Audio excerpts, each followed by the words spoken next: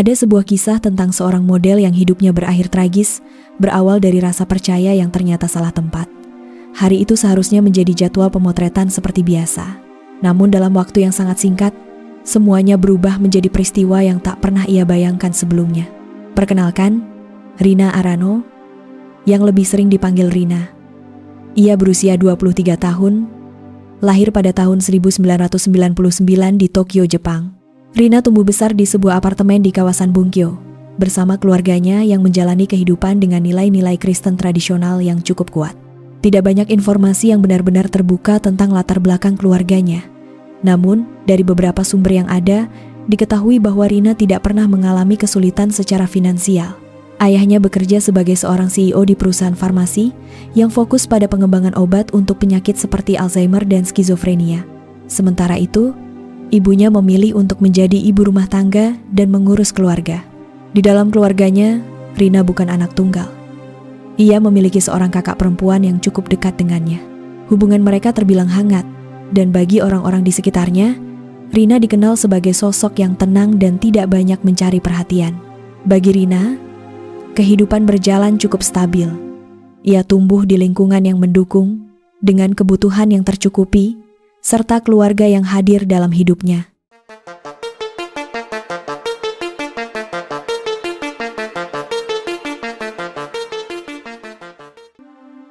Rina dikenal sebagai sosok yang manis dan menarik.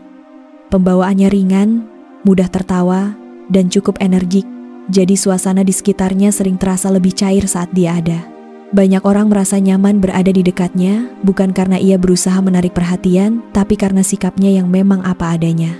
Waktu masih kecil, Rina sempat punya keinginan untuk mengikuti jejak ayahnya, bekerja di bidang farmasi sebagai apoteker. Lingkungan keluarganya juga cukup mendukung ke arah itu. Namun, saat mulai masuk masa SMP, pandangannya perlahan berubah. Ia mulai merasa lebih tertarik pada dunia fashion dan penampilan diri dibandingkan pelajaran sains atau akademik. Perubahan minat itu berpengaruh ke cara belajarnya. Rina jadi tidak terlalu fokus di sekolah. Nilai-nilainya pun tidak berkembang dengan baik. Ketika masa ujian masuk universitas tiba, hasilnya tidak sesuai harapan, ia tidak lolos ke universitas manapun. Orang tuanya sempat kecewa. Tapi karena mereka masih mengira Rina ingin menjadi apoteker, mereka tetap berusaha mencarikan jalan. Rina akhirnya didaftarkan ke sekolah pelatihan medis.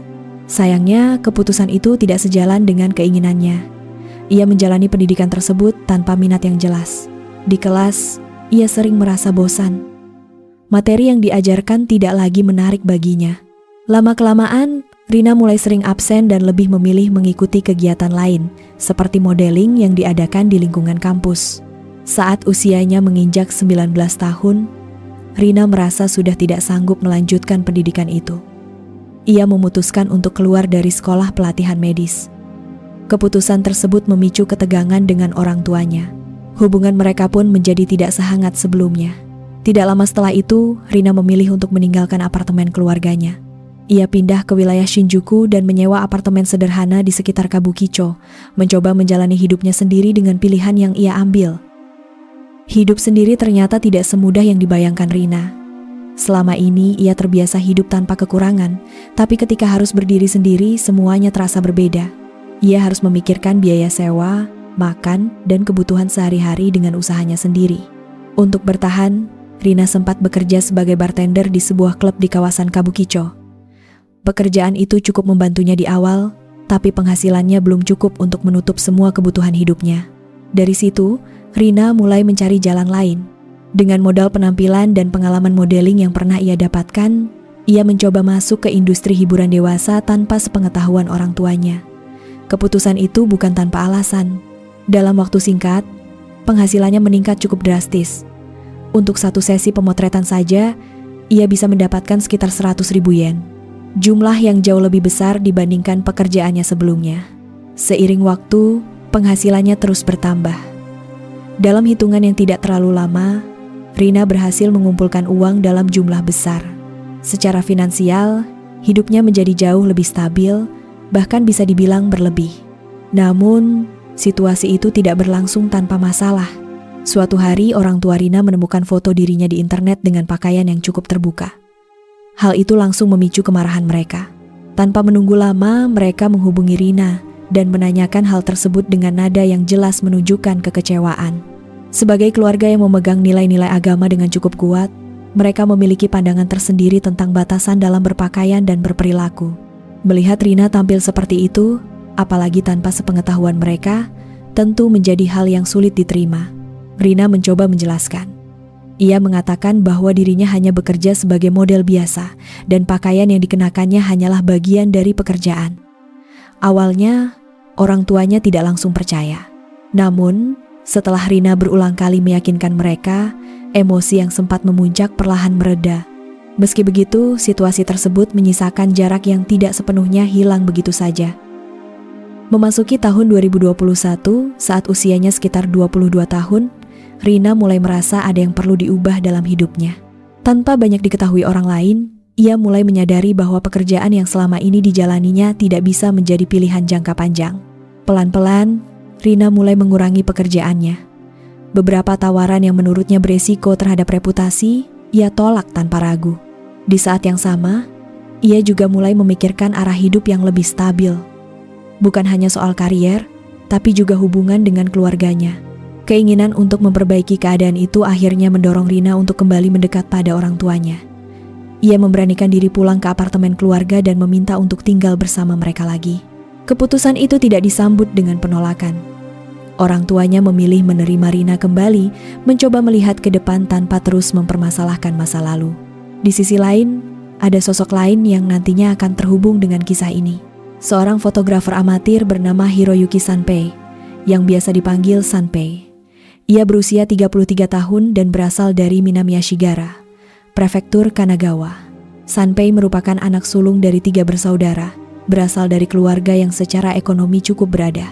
Meski tidak banyak informasi detail tentang keluarganya yang dipublikasikan, diketahui bahwa Sanpei pernah menghabiskan sekitar 8 tahun masa kecilnya di Ohio, Amerika Serikat. Hal itu karena ayahnya bekerja di sebuah pabrik mobil di sana. Ia kemudian kembali ke Jepang pada tahun 2001 saat usianya sekitar 13 tahun. Sekembalinya ke Jepang, Sanpei dikenal sebagai sosok yang menonjol di sekolah.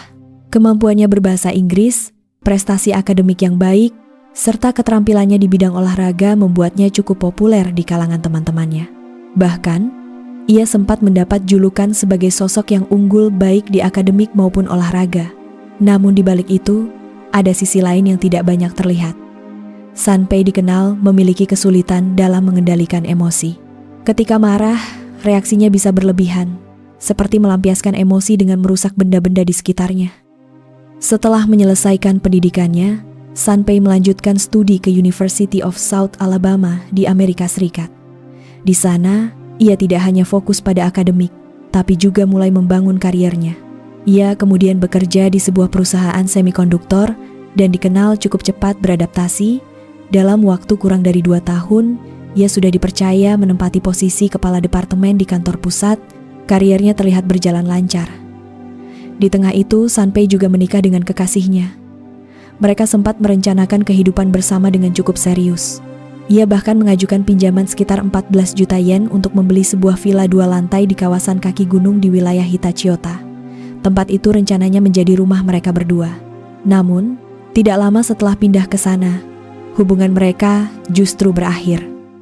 Tanpa banyak penjelasan yang jelas ke publik, Sanpei dan istrinya memilih untuk berpisah.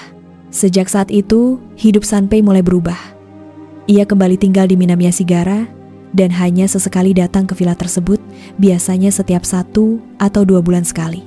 Setiap kunjungan, ia sering terlihat datang bersama perempuan yang berbeda. Pada Januari 2017, Sanpei sempat terlibat kasus serius.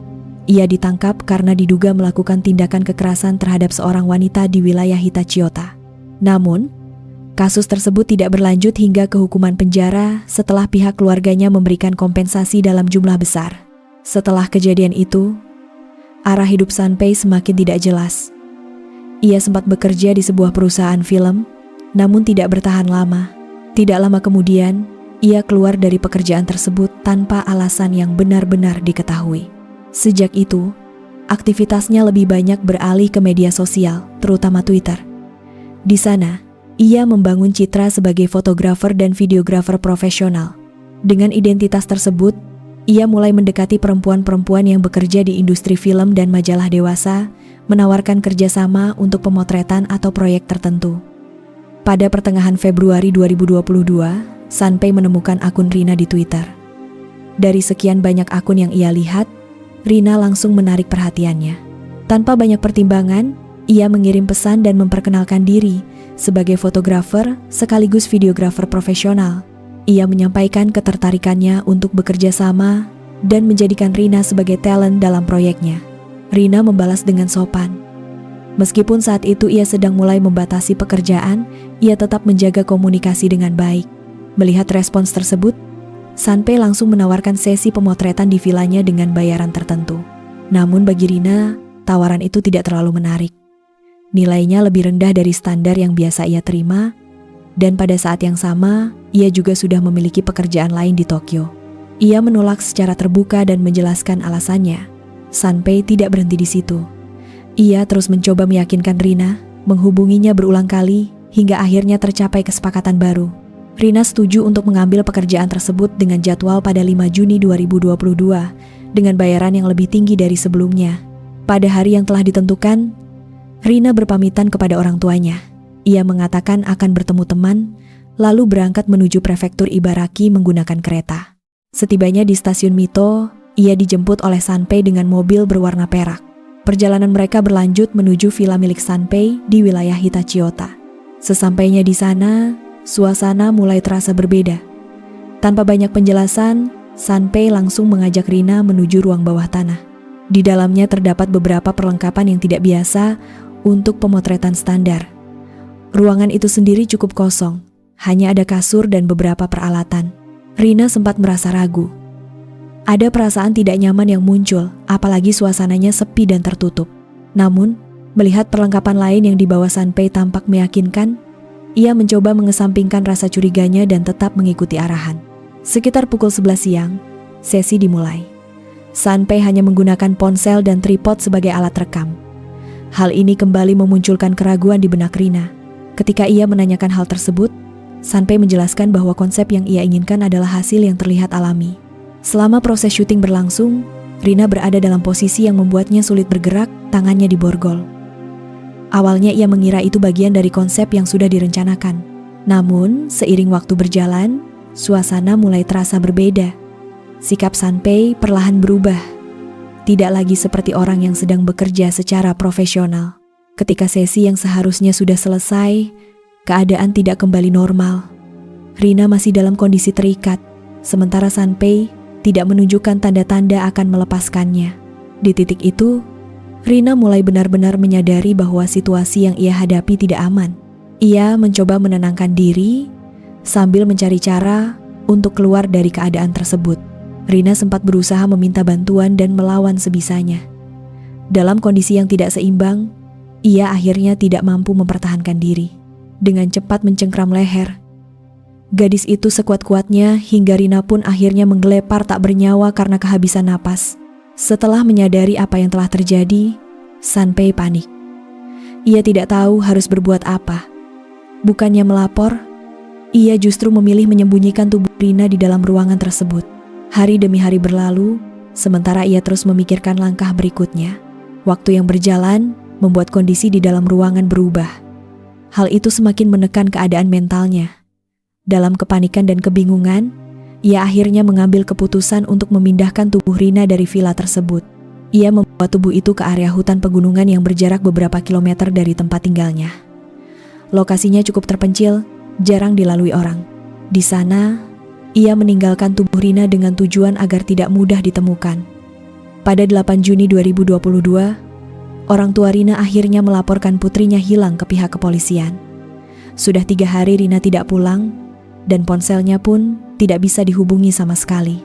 Bagi keluarganya, ini bukan hal yang biasa, sehingga mereka mulai merasa ada sesuatu yang tidak beres. Setelah menerima laporan tersebut, polisi langsung bergerak. Mereka menelusuri aktivitas terakhir Rina di hari ia menghilang.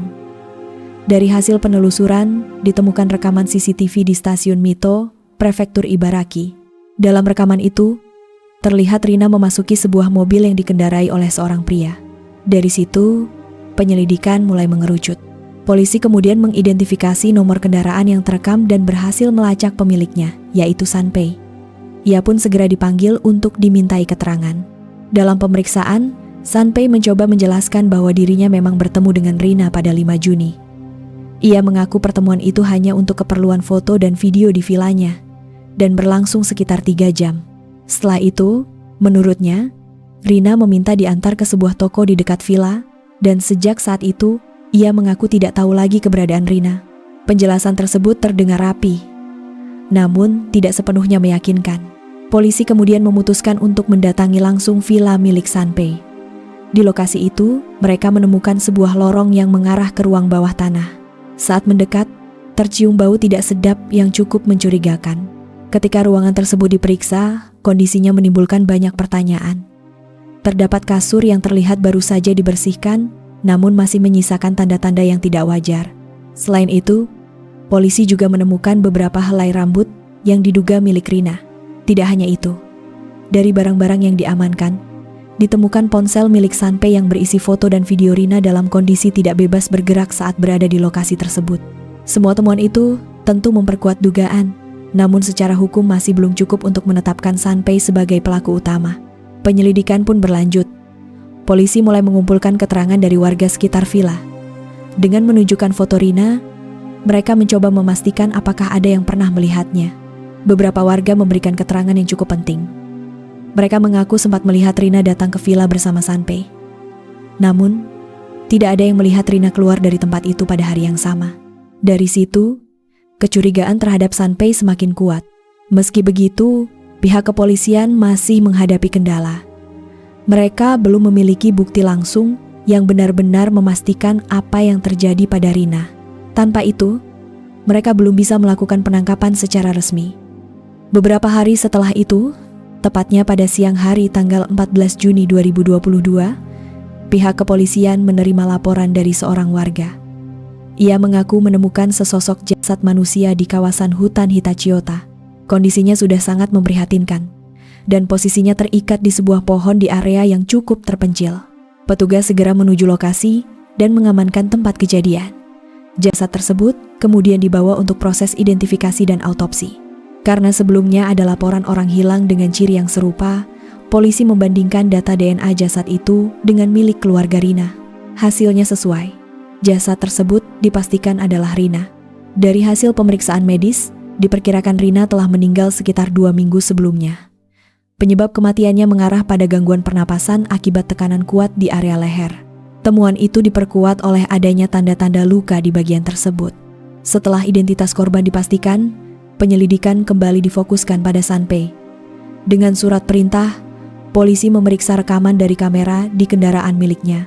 Dari sana ditemukan bukti penting rekaman yang menunjukkan mobil Sanpei pernah menuju ke area hutan tempat jasad Rina ditemukan. Temuan itu menjadi titik balik dalam kasus ini.